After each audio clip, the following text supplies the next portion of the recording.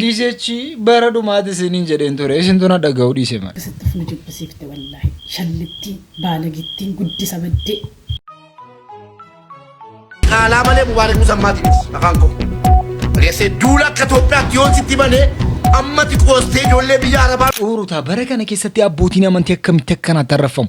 Sheeticha goorillaa fakkaatu hafuulisaa goorillaa fakkaatu kana hundarra sheeticha haaraan nagu beekaraa. Namni ulamaa rabbii arrabsitee ulamaa rabbii xiqqeessitu xiqqeenyi kee akiraaf duuniyaa siifa ta'u deemtu galman gahin teessu galman gahin teessu haaran galfati. Nama tokko lama qofaa miti kan arrabsaa jiru ummata baay'eetu alimaa arrabsaa jira.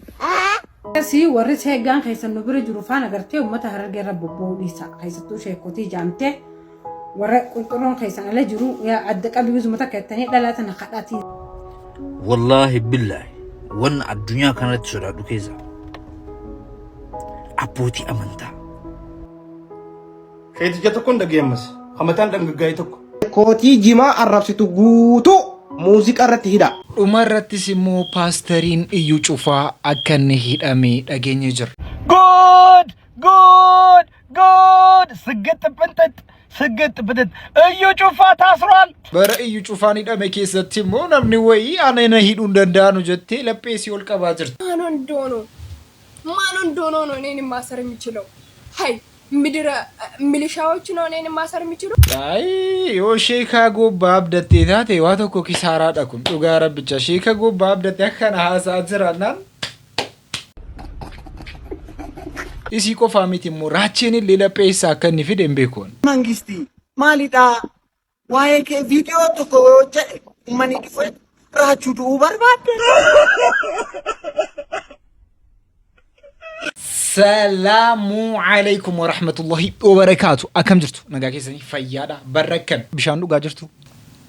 Barnoonni hojii maal fakkaata? Yedduu kana waan baay'ee dhagaa jirra waan isin dhibu keessaa immoo wanti guddaan nama azansiisu immoo yeroo kana keessatti namoonni abbootii amantii kabajaan jiran abbootii amantii akka barbaadanitti arrabsaa jiru. Aaliimoota gurguddaa baay'ee arrabsaa jiru. Akka jarritti arrabsaa jiran maal akka jiranus wajjin kan ilaallu ta'a. Isin garuu amma dhuma viidiyoo kana ilaaluu keessan akka hin daganne gizee hundammoo gochuu kan irraanfanne keessaa laayikii gootanii Boris Sibiraan dhufa.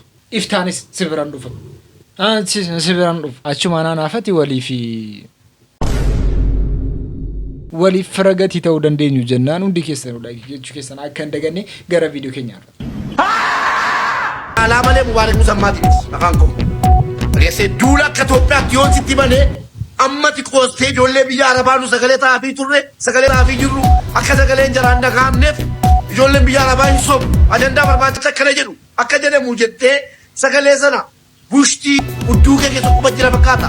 Anchi booroo wanti ta'e maayinni viidiyoo kanaan dura gadhiise keessatti yoo ilaaltanii mucattiin kuni arrakkadheen jira mana maadaamii keessatti namoota 3-4 qaniidhaan hin gudeedamaa jira jettee gara uummataatti baatee haasofte jirti. Wanta kana garuu namni yeroo dhaga'u baay'ee ni'ee mucattii kanaaf baay'ee azzanee ture. Yeroo immoo dubbiin kun irra deebi'amee ilaalamu keessatti immoo yeroo dubbisi ilaalamu keessatti immoo wanti kun sobatee argamee jira. nujubbisiifte wallahi shallitti baalagittiin guddisa badde.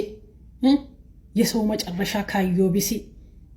ካዮ ባቴ ካንን ቤን አማ ኢጆሊ መነ መዳሚ ኬሳ ሰገሌ ጀራው ከምስቴ አከን ደጋምኔፍ ጎቴ አማ ኢምባሲን ሌ ዋይ ምጫ ከና ደጋዬ ጀራ ሱብዴ አነን ሶቤና ጀቱ እሺ አተው ዲሳ ከምብራዩ አረበከስ መቃበሌስቴ አመቱ ሪኮርዲንግ ኩኒፊ suuraan kee feeru sulkoordaate waraabde sun akkasana sobaan madaamiin akka ijoolleen si nadaffartu na taasisaa jirti ijoollee fansi fidinaan jedhaa jirti jettu kun ituu Saudi Arabiyaa jirtaa bar ituu as toroggamame waan sarra ga'u beektaa wanta hojjetan irratti fuuldura bal'isaa ilaalaa maaltu na mudata booda jedha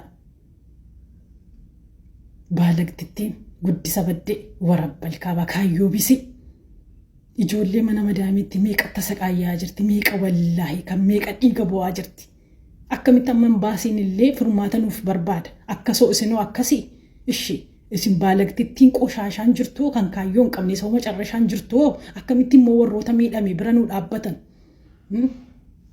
wallakkatti gubaddan qoshaasha kana ijoollee keenya maal jettu kana seeratti dhiyeessinu moo irra darbinu wallahi seerata dhiyaattu ila Saudi Arabiyaan qaldiin jiru arabtoota maqaa akkas balleessitee miti lafa jalatti akka hidhamtuuf bari yookaan hin beekamu waan jarrisi godhan iyyuu qoshaashitti mana ijaazaa teessee akkas dubbatti ijoollee meeqa miidhamaa jirti mana madaamii keessatti dhiiga bu'aa jirti rukutamaa jirti sagalee jaraa ukkaamsite amma eenyuun hin baasii kamtu sichinu amana. Oroota waan kanaaf immoo akkasiin deebii kennitu jedhamtee mucattiin kun bakka siin jirtu barbaadamtee namoota baay'ee waa'ee mucattii kana gaafatamtee mucattiin kun akkasiin gara miidiyaa irratti dhuftee laayivii irratti akkasiin waan kana dhugaadha moo soba jettuuf godhamee jira. Mucattiin kana irratti maal jette? Eshi dubbadhu tartiibaan yoo ijoolleen kun si eegaluun si gudeeduu eegaluun rakkoo sirra goo eegaluun sagalee kee baatee olii gad deddeemteetti waan ta'eef rakkoo sirra jiru tokko tokkoon dubbadhuuti sagalee keessin barbaadna viidiyoo keessin barbaadna sana booda bakka nu dhaqe. Bakka nu dhaqe. Egaa iqaamaa naa jetanii duraan garuu natti intinaa godhanullee akka kanatti natti hin cimne jechuudha. Garuu egaa iqaamaa narratti hojjetanii bilbilallee maan irra dabalan maan naa hojjetame yeroon maatii kee irra hin dawwalanii maatii keetiin illee hin haasa'inii jettee bilbila guyyaa 14 harkaa fuutee turte. Guyyaa 14 harkaa fuutee maatiin kee illee cinqamaa ture. Egaa sana immoo bilbila waayifaa irraa cuftee naa deebistee turte. Egaa sin naa deebistee Wi-Fi kana ani ijoollee irraan shabbaqadhee dhuskee malee Wi-Fi kana akkam fayyadaman hin beekan jechuudha. Na daffaruun jala ijoollee dhiiraa 3 dhugaadha. Somni tokko hin jiru jechuudha. Nyaata na dhowwachuun dhugaadha. Barri natti cuftee turuun dhugaadha hundisaayyuu jechuudha.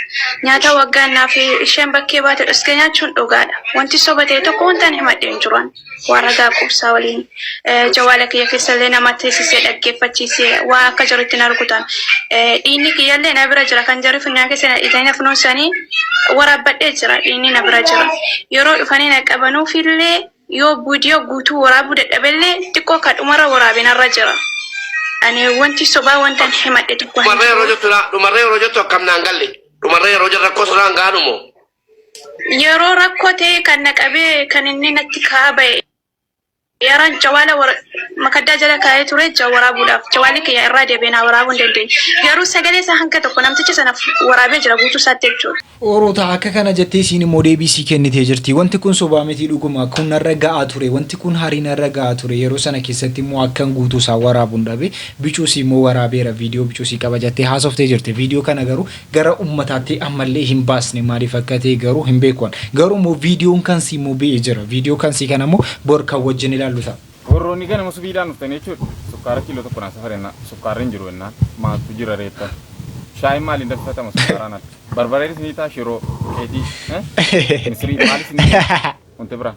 Moo haasaadhuma nama barbaadu namni osoo ganamaan ka'e qursii nyaatii jennee kaanee suuqifanna yeroo waan jiru maaltu jira namaani jedha waan barbaadan kallattiidhaan ibadda. Maaloodhaa dhugaa moodii. Akkasii miti. Suuqiin tokko suuqii jedhamuudhaaf waan guuttachuu qabu keessaa inni guddaan maa inni sukkaara qabaachuu qaba, soogidda qabaachuu qaba, shaayii qixal yookaan qixal shaayii si jedhan sana qabaachuu qaba, kibriita qabaachuu qaba. Yoo waan kana hin qabaanne feestaala tokko illee qabaachuu qaba. Yoo waan kana waan bibbicuu hin qabaanne maa inni inni suuqii keessatti dalagdu qoy. Makiinaa wayii achi keessatti gurgurtamu moo waan akka hashiisha wayii gurgurtaa achi keessatti. Yookiin immoo hin jiru jechuu keerra maal goota beektaa sukkaarrii fi soogiddi gatii wal fakkaatu jennaan. Yoo siin sukkaara gammash kiiloo jette soogidda kiiloo tokko kennitaaf. Liqiluudha mo'annee. Adda wanti nu wal barbaadaa jirru fi inni guddaan maa inni beektu Oroota. Adda inni guddaa wanti nu wal barbaadaa jirru fi ijoolleen dubartootaa yeroo kana keessatti hiriira nagaa ba'anii jiru. Hiriira nagaa kan jirre ba'aniif immoo ijoolleen dhiirotaa nu fuuchuu qabu nu fuudhaa jedhaniiti.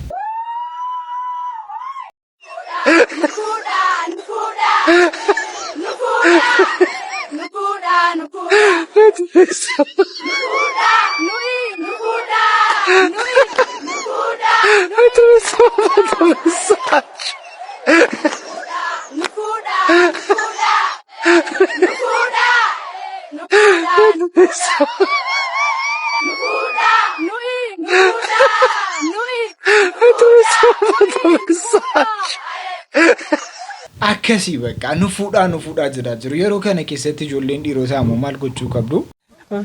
Dubartii tokko fuuchuudhaaf tokkoffaa makiinaa 5 qabaachuu qabdi. inni lammaffaan immoo mana viillaa beetii lama sadii qabaachuu qabdi. Lama sadii kan hin jedheef immoo bakki tokko gizee sin dabbaru bakka tokko deemtu, bakki tokko immoo gizee sin dabbaru bakka tokko dhuftu. Akkanatti jiraachuu qabdu jireenya keessan keessatti bakka tokko qofa namni jiraachuun baay'ee dabbara miti. Waan akkasii bakka jiraatanii gatii jiraachuu qabdanu jennaan mana sadii afur qabaachuu qabdan jedha akka kootti akka yaada kootitti.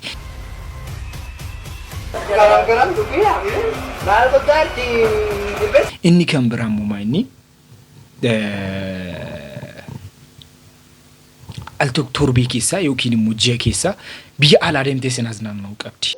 Sururii haadhaa dhiirri waan dhiiratu hojjetaati immoo kana hojjetti. Qalbii akkasii dhaabaasin qalbiin akkasiin jiru.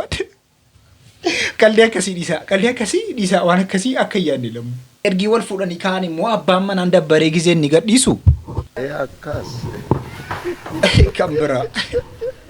Jabduuti.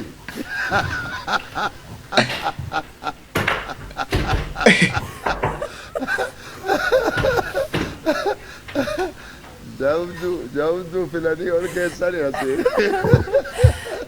Warqiin harkarra nama jirtu akka maaliitti ilaalanii jedhani akkasii miti yeroo warri keessan warqiin keessan gizee sin bira jirtu yeroo sanatti barichitanii yoon kunuunsisanii kan namaa ta'uu hin dandeessi sin gizee sana barichaa kunuunsaa ijoollee durbaa jechuun akka abaabooti yooti kunuunsitee qaniidhaan bareedaa deemti yooti immoo kunuunsuu baattee googuu gatii dandeessu jennaan barichitee sirriitti qabachuu qabda kan jedhu ergaa keenya irraati. Inni kan biraa immoo inni Arsii keessatti maaltu ta'aa jira Oorota Arsii keessatti maaltu ta'aa jira gabbaraadhaaf namoonni maal godhaa jiru. Intala warri mootiitii warra guddaati. Intala ta'e namoonni beeksisaa jennee waa isii madaalu waa isii ta'u waa hunda guutannee miilaa kaasee akka mataatti uumannee jirra. Warqiin mormaa dura akkuma isin agartan kana walumaa galatti kun kan mormaati giraama 50 walii galatti. Warqii mormaa giraama 50. Ka qubaallee jira, ka gurraallee jira, ka mormaallee jira. Guutaa kana hunda wanni goonuuf intalti teessan intala warra guddaa intala milki qabeetti intala jaalannee gosa jaalannee warra jaalannee. Waan inni isin jedhu Oorota warqiin kana haarii maaliif barbaachisa? Homaa waan isin galchi tokko hin jiru. Jechuun warqiin lama addee tokkotti maal godha? Fakkeenyaaf ati warqiidha amma. Siif abaaboon sin barbaachisu ofii keetii abaaboodha. Siif warqiin baay'ee sin barbaachisu ofii keetii warqiidha. Jechuun akkamitti hangaroo fi fan amma chaachaataa jira gara booddeetiif. Itti dhufne waan taateef intala warqii warquma uwwisan jennee kunoo kana qabannee dhufnee jechuudha. Kuni akkuma isin nuu kennitaniin kakaadhimaa irraa jalqabnee ka fuudhaa heerumaalleen qubaalleen finnee jirraa. Akkuma dura isiniin jenne intalti intala argatanuu moti intala warra guddaa intala guutuu waan taate ka harkaalleen kunoo kana fakkaatti dabalataati jechuudha. Ka aadaati alatti ka walii galaatti kanallee dabalataa kunilleen dabalataa jechuudha. Kun mormaa kun ka gurraati akkuma dura isiniin jenne jechuudha. Mooneetiin kaleessa teessanii taadha teennaatu guutuu waan taate guunnee miilaa kaannee hanga mataatti qaama isii hunda bakka itti kaatu qabdutti kaachuu qabdi jennee guunnee irraa jechuudha. Wanni kun marti yaadamee waan tolfame waan taateef kunoo akkuma isin agartan kan waa harkatti gaafa gabaa baatu warra keessa qabattee shaantaa aduri shaantaa jedhamu amma zambiilee jedhamu amma harka qabattee gaafa gadi baatu boorsaa harkaallee binnee fi jirra kana fakkaatti. Uffati guutuu uffati kun muluuni Dubai irraa ka dhufee diizaayinii isii fakkaatu. Moonetii teenna ka fakkaatu akkaataa kanaan bareechinee. Uffata Dubai kana biratti dhaabne jechuun jarri dubartootaa wanti kun AI dha shi. Fuck you know this. How? Hold on, bro. Akka ilaalle dhugaa rabbicha. AI dha bakka waan kana sen garaa guutuudhaan ilaalle dhugaa rabbicha. Jechuun akka namaatti hin budhanu garuu atis waan akka kanaa malee intiriin ta'uu jennaan rakkina dhufaa jira bakka mariinuu singiliitti hafuu keenya akkas taana. Waan akkanaa kana dhiisuu qabdu waan akkanaa kana ilaalee naashise jechuudha akka warqiin sin barbaachisu sirumaa si bakka warqiidhaa ooliyaa tumti waan akkana garuu ilaalee nati garuu kun cadhuma jedhanii akka piraangii ta'e hin beekuwan akkamitti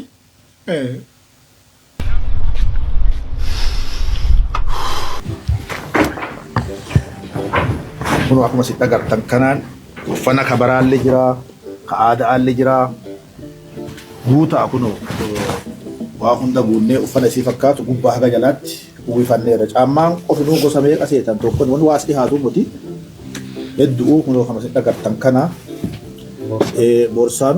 boorsaallee kun hedduu durallee boorsaa ammallee boorsaa gaafa gabaa baatu shallaltee akka durra teenna Oromoo asilaaltee achilaaltee qasiin baatu waa hunda guutannee baatuuf kunoo waa isin dhagartan ka keessaa alaalle ka halkaniilee ka guyyaallee mara guutannee dhumneerra intala uffanneerra kana fakkaatti ka biraa ammoo kormallee kunoo asi qabannee dhumnee jirra waan qabnu waan sila aadaan barbaaddu aadaan tuulamaa barbaaddu hunda qorannee gosa qorannee warra qorannee argaa qorannee gaafannee adda baafannee kunoo dhumneerra kana fakkaatti.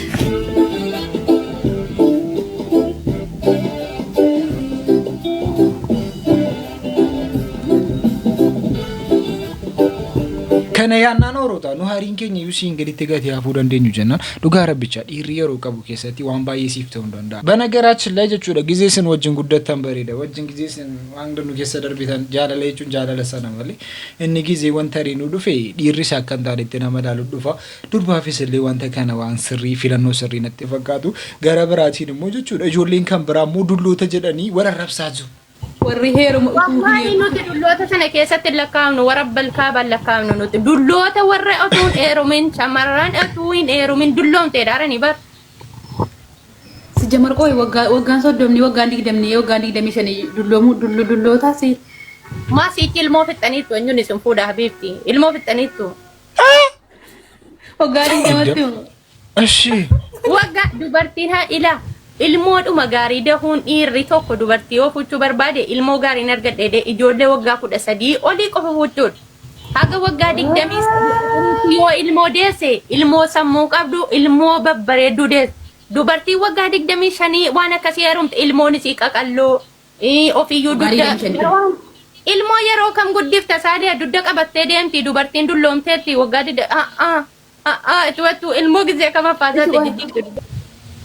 waggaa 25 akkamitti akkas jettaa soba shiyaasa akkasii akka namanne keessattuu ati akkasii akka namanne waggaa 25 jechuun ganaa mucaan kun fiigdee hin quufne eshi fiigdee hin quufne ganaa taphattee hin quufne mucaa waggaa 25 jechuun ganaa ajaaf gaarii adda baasuu irra jirti waggaa 25 gaditti yoo fuutes bareeddu yoo sanan taanes hamma waggaa 30 geessutti addii kana rakkoon fida jedhee namoonni gara biraatiin immoo jechuudha woroota gara biraatiin immoo ustaaza namni akkamitti akkan arrabsa sheeticha goorillaa fakkaatu waan foolisaa goorillaa fakkaatu kana hundarra sheeticha haraan nagu beekaraa fi namni ulamaa rabbii arrabsitee ulamaa rabbii xiqqeessitu xiqqeenyi kee akiraaf duuniyaa siifa ta'u deemtu galman gahin teessu galman gahin teessu haran galfatin deemtu haran galfatin nyaattu haran galfatin dhuddu haran galfatin kaayoo fi karoora kee galmasiin gahin bayi bakkeetta fi olin deebiin manatti ulamaa rabbii xiqqeessite arrabni kee kun si keessatti aluugamamu harra booda deebitee waan dubbatin yaa rabbi nama ulamaa rabbii xiqqeesse si fi fakkaattotta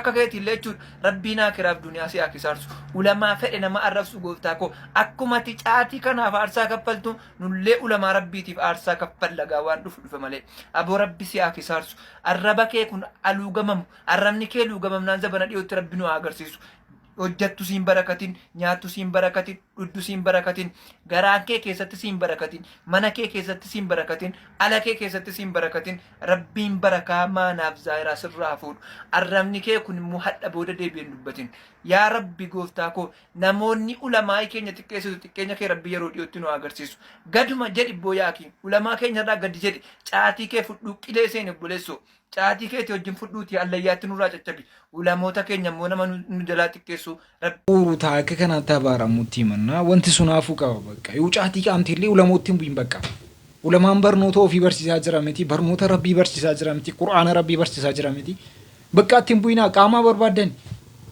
sheeticha tokkoon dhageemmas hamataan dhangaggaa'ee tokko hamataan dhangaggaa'e halkanii fi guyyaa addam beekuu namni qabu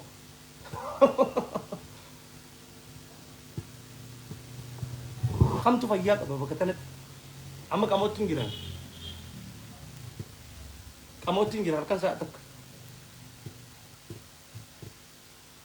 kami amma jazbaan yoo hangamuu jal'atte yoo hangamuu baala goofte yoo hangamuu wallaalaa taate sheekotaa fi ustaadotaa walitti hin bu'in hin nyaatamta isa dhugaa rabbii yoo baalagee taate illee bakkuma biraatti baalagaa'i yoo illee wallaala taate waanuma biraa qabadhu wallaala ta'i jal'ataa illee yoo taate waanuma biraa qabadhuuti jal'adhu sheekotaa walitti buutee foloon guddifadhaa laayikiin guddifadha ittiin nyaatamin isa dhugaa rabbii gittiin godhanii si nyaatanii bishaan sirriitti dhugan. Dhugaadha bakka hin nyaatamtu sabiyyummaa kanaan hin nyaatamtu gizee dargaggummaa kanaan immoo nyaatamnaan akhirri kee milka bor ilmoo keetiif illee ilmoo abaarsaa argataa deemta ilmoo kee abaartaa ilmoon sun immoo ilmoo fi abaaraa deema ilmoo nagaallee hin argattan bakka fuuldura keessan dukkanaa ta'a ofii gadda abbootii amantii kamiinu kiristaanaa pirootestaantii ortodoksii kamiinu taanaan amantii abbaa fedhe haa ta'u eeggadha.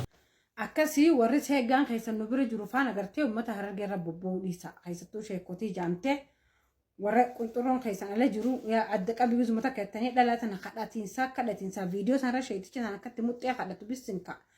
Uummata aboo wallaahi laziim uummatuma Harargee kanarra maaliif amatu irraa akka isaan kaan hin beekan. Seeggaa keessan alaa galfadhu. Seeggaa dha'uun keessan halaali. Araqee dhuguun halaali. Jimaan harami buna dhuguno am bunni gizeen dhuge bunni qaxarana bulchal kan amma kattiin bula guyyaan buna qamee amna kun hundine nyaata guyyaan jimaa qamee kan kayy qamee ganamee subii bay xaxara gadde firraay wallahi daqiiqatti rafa kanaafuu jimaarraa harka kaafadhu sheeticha seeggicha yaa ka iflaam sheeysi harkaan qunxurroo ifdhoytee iflaam sheeyste qunxurroon si qawwide malee normaal osoo qunxurroo seeggaa firaan dheen jimaa ka qamee iflaalimee gijjatta wallahi billahi wan addunyaa kanatti sodaadhu keessa abbootii amantaa arrabsuu qeequu sheekas ta'a qeesis ta'a paastaris ta'a hin sodaadhaani bakka keessi kiyya barbaadee osoo hin ta'in keessi kiyya hin sodaata bakka maal jedhee qeeqa wanna fedhan haasan wanna fedhan haa jedhani dhugaa rabbii siin jedhaa bari nama gugurraa fakkeenyaaf amma biyyaan jiru kana osoo jimaa farsoon jiraate faa jedhee qamee cabsitii farsootii itti futti jedhee tustu jedhee nagaa hin ciisa isaa wanna fedhan haa jedhani gini warroonni amma akkanatti sheekota arrabsitan kuni abboo akkam isin uume rabbiin keessan ija kanaan abbaa keessan hudduu isaa garafaa guddattanii malee akkamuma isin guddisan billa aleek what the hell is this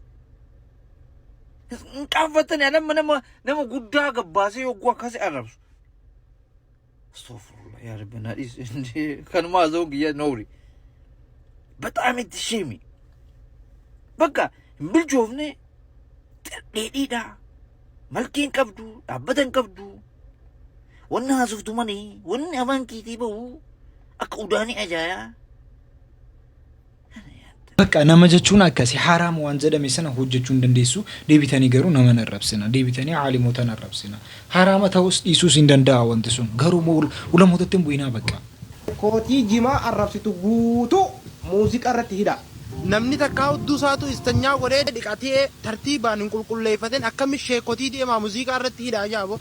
Ati maarratti ni gabbaatee deemtee siif fooloo guddaa qabaa siif beekamtii qabaa ati maarratti ni deemtee ijoollee maattee jajjama suluqa. ما كم يدفع صوديوم جماعة يسني في وانت تيسني ولين هاللجاس إن الدم ملك شيء كتير تكين أبان في الجماعة متى أفاني متي خرج فولتو على تيديمو دمتي شيء كتاتي في دمتي جماعة التجارة هم فدنا جاني akkasi bakka namni barate akkanaatti yaada bakka yeroo kana keessatti isin garuu kunuma akkasi akkan taane beeka calluma jedheen isin yaasaa jarame namoota dubba keessan jaranuuf akkasi gorsitan abdiin qaba ani gaa amma manaqimaatiin jira rabbiin waa fayyisu gaa fayyaa isinaa fayyisu rabbi anna fayyisin naa taatee jirti ani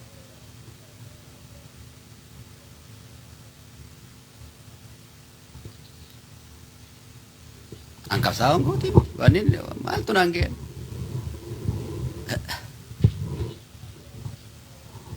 wanin oromo ko du gode kuno gadi sini ya se shanta ma buttu finfinne keessa oromo yo sene gafas tiitichi tokko yoo seene tiiticha Oromooti ijoolleen guutuun na beeyti bibu Finfinnee keessatti afaan Oromoo haasa'uu dhiisi zeeroo irraa kaaseetiin iznii rabbii kiyyaatiin osoo rabbi kadhadhu osoon kaasee dammeessoo asin sigeemi muummicha taate kunis xiinxalaa siyaasaa taate maarrii yoo taate dhaggeeffadhu amma sii dhiisee keessaa ba'ee miti dantaan qaba. Way deebii nurraa an pirezidaantii wayin ta'e kunoo maraataan ta'emi galanni qabsoo Oromoo irraa harkadde maraataa ban qabsoon akkana nama gooti gaawee natti hafte hoggansa immoo gurguddaa kaayeetiin jira hoggansi qabsaawaadha kadhumu qabsaawaa fi hoggansi garagara waraana keessiif hin jaare eegaan biyya tan dhufe waraana keessiif si jaare kunoo woboon harkitu kumarruu kanarraa eegaleen as si jaare warra biyya harkitu kana matuma jawaarati jettuun kana naaf gabaasatti kenna biyya keessa. Akkasii kadriin keenyas rabbi nuuf fayyisu. Mucaan kun galata guddaa uummata Oromoo biratti qaba. Waan barbaade haasee waan barbaade haa godhu malee mucaan kun galata guddaa nurraa qaba. Namoonni immoo kadir martuu arrabsaa jirtan of eeggaashi. Bareechaa of eeggaa. ሰበር ዜና ፕሬዝዳንት ማሜ ዛሬ በሕግ ቁጥጥር ስር ውለዋል።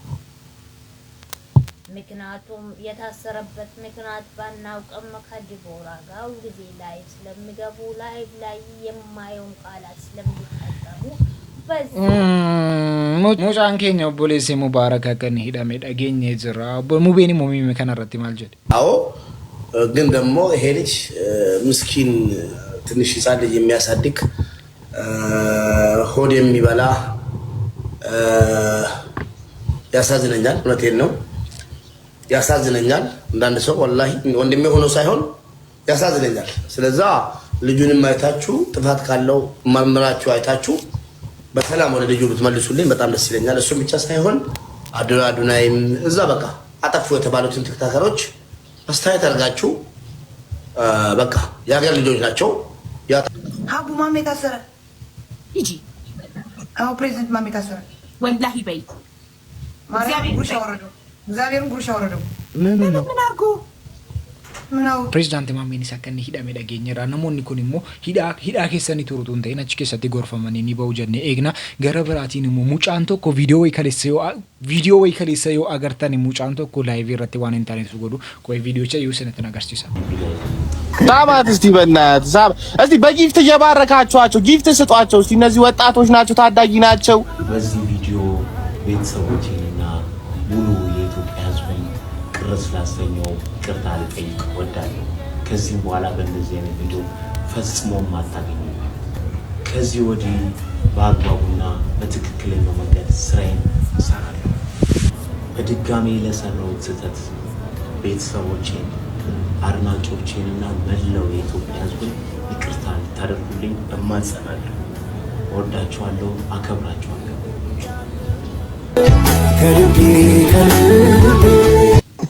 ሙጫን ኩኒ ካኩማ ሲምቤክተን ላይቭ ረቲ ዋንታኒ ጎዴ ላይቭ ረቲ ሙከነኒ ጎዴ ኢጆሌቱ ይሙጫ ካን አከስ ጎዴ ጀዳኒ ቱራኒ ነሞኒ ገሩ አከስ ጎዴ ጀዳኒ ካኒሞ ጊዜ ሄዳን ተገሩ ጀርሱን ዋቶ ኮሰኒን ባሰኑ ከን ቆባ ከሰኒ ደሙ ሲኒ ላይቭ ረቲ ዋንስን ጎተኑ ኡመታ ካን ቆባቲ ይወንተ ኩን እንጀባታ ሞሮታ ላይቭ ረቲ ኡመታ ኩማ ሜቀቱ ስላላ ዙራ አከስኮቹ ጀቹን ባየና ማዲ በኩን ጀሩና ከሲኩን አቺ ከሰቲ ጎርፈማኒ ኒ ባውጀኒ አብዲ ቀምና መስታና አዶሬን አሰራችሁ ምን አረጋችሁ? ወጣቱ ፍቅር መሰበክ ስራ ስሩ ብሎ ማነሳሳ ማበረታታ በረዳ ምን አደረጋችሁ? አዶኔ በቃ ኢትዮጵያ ሰው አይውጣልሽ ተብላለች። ሰው አይውጣልሽ ደግ አይበርክትብሽ ተብላለች። እናንተ ተረግማችሁ በዘር ህዝብን የሚጨፈጭፍ ትውልድ እያለ አዶኔን አሰራችሁት። ትውልድ ይቅር አይላችሁ። ፍቱት ልጁን፣ ትውልድ ይቅር አይላችሁ። ይሄ ግፍ ነው። ምን አረጋችሁ? ምን በደላችሁ? አዶናይን ፍቱት፣ አዶናይን ፍቱልን፣ ፍቱልን። ይሄን ወጣቱን አይምሮን አታሳጡት። ተው፣ ሀገር እንዲጠላ አታርጉ። ወጣቶችን እያያዛችሁ ተው። ሌባና ዘራፊ ሞልቶ በሀገሩ ላይ ተው፣ ተው፣ ግፍ ነው። ተው። ሙጫን ኩን አከነ ጀቴ ቦአጅርቲ ዱጋዳ ጉርባንኩ ዋን ጋሪ ወጀቴ ጅራ ጉርባንኩንስ ዋን ጋሪ ራ ከነፈም ዋንን ታኔ ሳሴራ ከናን ዱራ ላይቭ ረቲ ዋን ተኩት ኳሴ ጅራ ወንቲ ኩን ገሩ ሞቱማን ዋን ከነ ረቲ ሙ ቆራቴ ጎርሲ ገሩ መታተከኒ ዴብሱ አብዲ ከነ ገረብራቲኒ ሙ ራቹ ዮነኒ ኒ ጅራ Raachuun an hidhamuun qabalee yoonaniin yaa maafin hidhamu an maafin hin hidhamu jedhaa jira raachuunis. Kun nama dhibaa warroota. Mangisti maalidhaa waa'ee kee viidiyoo tokko jedhe uummanni raachuu du'uu barbaadde raachii hidhamuu barbaadde naan jedhe maalidha mangisti uummanni maaliif akkasitti sodaata uummata naas faraarraatamoo mangisti hiniitamoo barqixaanaan na tuqxeen beeku galatoome haadhoo ko mangisti garuu uummanni si sodaachuu mannaa uummanni si jaalachuu wayyoo mangisti uummanni sin sodaatin maaf seete laa mangisti የሙከራ ጊዜ ወዲህ ከኒን ኡመኒ ዋን ተጠጋሜ ሲታይመቱ አትሞ ሲሬሳዴ ደፍቴ እንጎዲን የሙከራ ጊዜ ወዲህ ከኒን ወዮ መንግስት ኡመኒ ሲሶዳቹ መና ሲጃለቹ ወየ ይሰቱ ተቀመስ የሙከራ ጊዜ መንግስት አደራጋ እንበክታኒ ሲንጃለጠ መንግስት ይቆ አፋንኬ ደመዲ በተ ያከሳሳ ጅርተ ቀበሙን ከኖ ሉራች Rachi afaan kee dammadi battee mangistii hin jedhini qallee akkasii dhaabasin gara biraatiin immoo mucaan hayaat jedhamtu kanaan dura sheekaa gobbaa hojjan akkasiin beektanuu abdiin qaba mucattiin kunis mangistii meemenaa hidhu jedhaa jirti. ምን ይላል ኮሜንቱ? አንቺም ትታሰረ ማን እንደሆነ ነው እኔን ማሰር የሚችለው? ሃይ ምድረ ሚሊሻዎች ነው እኔን ማሰር የሚችለው?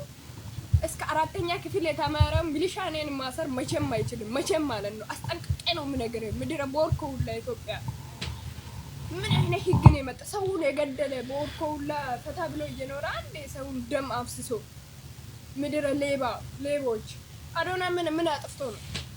አዶና ምን አጥፍቶ ነው? ሰግጣለ በቃ ሰግጣለ። አዶና ቢያጠፋ ራሱ ጥፋት ቢሰራ ስህተት ቢሰራ ራሱ ሰው ልጅ ነው ይሳሳታል። ገባችሁ? ከአዶና ጎን ነው የምቆመው እኔ ገባችሁ?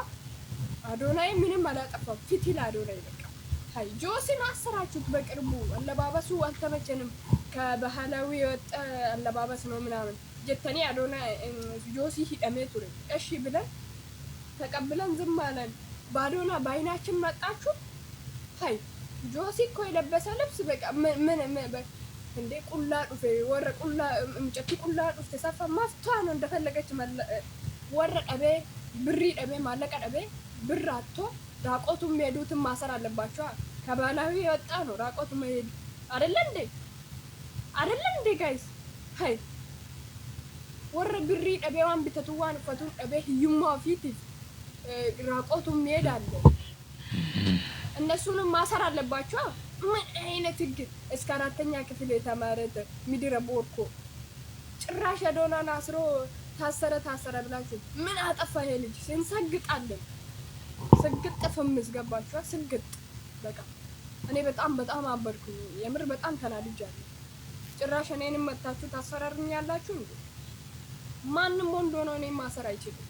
እንኳን ማሰር ሊናገረኝ አይችልም። ገባችሁ? ምድረ ቦርኮ ሁላ ፊቲል አዶናይ ቆይ ጃኒን ያፈቀራት ባለስልጣን አለ እንዴ ደግሞ? እንትን ጆን ዳንኤል ሲፈታ አዶናን አሰራችሁ። ልጅቷ ትኖርበት በቃ በፍቅር በደስታ ትኖርበት። ጀግና ናት። መጥባስ የሚችል ሰው ናት። ሃይ ማል ጀደማ ቤክቱ ወሮታ አንቱት ኒጋፈ ሰከርት ይጀደን ፉኛና ዱሬ ፉንፈቲ አከሲሚቲ ሚስት ጸጉር ቤት ልሄድ ነው ስትል 2000 ብር አንስታ እምትሰጥ ባል ጸጉር ቤት ሄዳ ጸጉሯን የምትሰፋ ከሆነ 1500 ብር ሚሰራ ከሆነ የተሰፋው 500 ብር ጨምርበት 2000 ብር። ጥፍሯን ጄል ከተሰራች 1000 ብር 3000 ብር። እግሯ ከተዘፈዘፈ 1000 ብር 4000 ብር። ጄል እግሯን ከተሰራ ጥፍሯ 1000 ብር 5000 ብር። አይላሽ ከተሰራች 2000 ብር። ቅንድቧን ከተሰራች 7000 ብር ማለት ቅንድቧን ከተሰራች 200 ብር 7200 ብር። ቲፕ ለሶስቱም ለሰራት 300 ብር የምትሰጥ 8100 ብር። ይሄንን ሁሉ ለማድረግ ደግሞ ከ4 እስከ 5 ሰዓት ይፈጃል። ይደብራታል፣ ይርባታል። ቢዩ ደውላ የሆነ ስናክ ነገር ታስመጣለች 10000 ብር። ወይ እጅግ በጣም ጠቃሚ መረጃ ለኩን እንትን ቁርጭምጭሚታችሁን ሳትሰሩን ቁርጭምጭሚቲ ተረከዚ ምናምን ጆሮ አፍንጫ ምናምን እሱ አትሰሩም። ምግብ ስትበሉስ እንደው እንዳያንቃችሁ ቀዝቀዝ ያለ ነገር አቺን ቡና መጨመር ያስፈልጋል። እዛ ላይ እንደው ረስተሽ ከሆነ ጨምሪበት ብዬ የኔናት አፍሪሶ ግንባታ ዳም ሰው ነው እንደሚሰራው። እዛ ስትሄድ ሜዱላው በለንጋታን ቀየር ሲፍቱ ስፓይናል ኮርድም ታስቀይራላችሁ በዛው። እንዴ ምንድነው ይሄ ሁሉ? ምን ነው እናቱ እንዴ? ጠላት ነው እንዴ? ወንድ እኮ ባልሽ እኮ ጠላት ይከት ጊፍት እኮ ምን ነው ማጅራቱን እየመታ እንዴ? ኧረ ስነ ስርዓት ተው። የሜካፑ ቀለል አለ ስንል እንደገና ጣጣ ካምቤራሞ አይላሽ አይብሮ ጥርጻፍ እንዴ? ታይ እናቱ ዲ birri kuma kudhan jechuun eekoo damooza mootummaa ji'a tokkooti moorota. Addeetti nyaataafoo manaafoo maal takaffalamu isaa maali gara biraatiin immoo firaan namoota baay'ee akka inni gammachiisaa jiru ilaalaa jirra. Keessattuu immoo haadha tokko haadha badaa rakkatti tokko memee ilaalaa. Jaartiin kun eessadha? Bunnoo beddelleedha isaan kara jimaa. Bunnoo beddellee. Mannichi kan isaaniiti? Manni kan isaaniiti mana jigaadha. Amma yoo achi keessa jiru? Achuma keessa jiru amma jiruun maallaquma xiqqoo kennee fi deebine malee. Achuma keessa jiru fira. Mana jijjigaadha? Baay'ee caccabaadha manichi qofaama isaanii jiraatu. Bakka nama isaan gargaaru sin qabanii. Kana keessa jira? Kun akkasitti godhanidha kan isaan nyaatan. Akkasitti.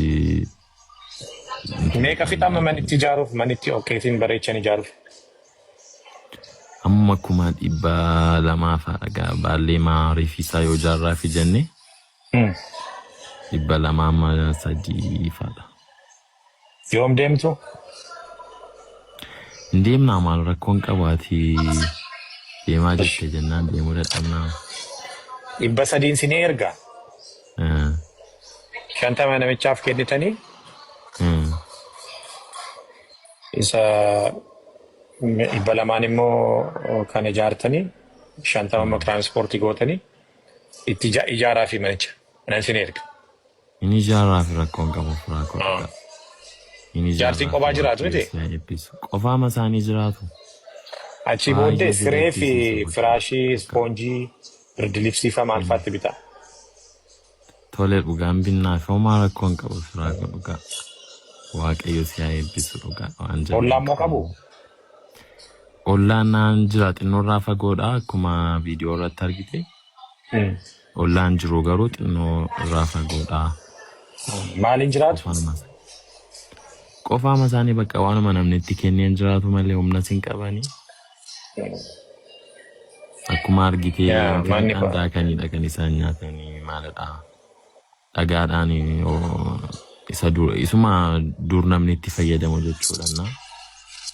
Baay'ee si gaddisiisu dhugaa baay'ee naa waaqayyo si haa eebbisu. Baay'ee nama gammachiisa yeroo akkanatti wal gargaaru. 50 loomii ለአንድ ሰው ሸክም ነው ለ50 ሰው ግን ጌጥ ነው ጀት የሚጀርሱን rakkinni keenya nurra jiru nuuf taanaan baay'ee jabaataa tumu baay'ee warra qooddanne rakkinni keenya baay'ee bichuutaa wanta kana wal gargaaree bara kana darbuu qabna jenna. Dhaamsa keenya har'aati gara biraatiin immoo namoonni hidhamuu qaban keessaa jedhamee mukanaa saamaa jiru tokko እፎይ ሁላችሁም ይሄንን ቪዲዮ ለኢትዮጵያ ፌደራል ፖሊስና ጉዳዩ ለሚመለከተው አካል አድርሱልኝ። ሰሞኑን ፌደራል ፖሊስ ከሃይማኖትና ከባህል ባፈነገጠ መልኩ በቀረቡ ቲክቶከሮች ላይ የወሰደው እርምጃ የሚበረታታ ቢሆንም እፎይ የሚባለውን ግለሰብንና እስላምን ለማጠልሸት በሞከሩ ግለሰቦች ላይ ያሳየው ቸልተኝነት በእጅጉ አስከፍቶናል።